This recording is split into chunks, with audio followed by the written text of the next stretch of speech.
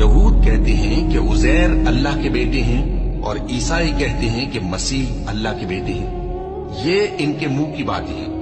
पहले काफिर भी इसी तरह की बातें कहा करते थे, ये भी उन्हीं की रीस करने लगे हैं।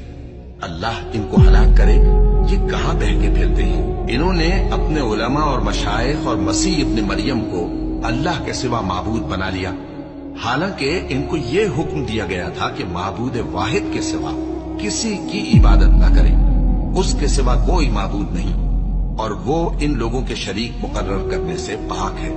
ये चाहते हैं कि अल्लाह के नूर को अपने मुंह से फूंक मारकर बुझा दें, और अल्लाह अपने नूर को पूरा किए बगैर रहने का नहीं, अगरचे काफिरों को बुरा ही लगे।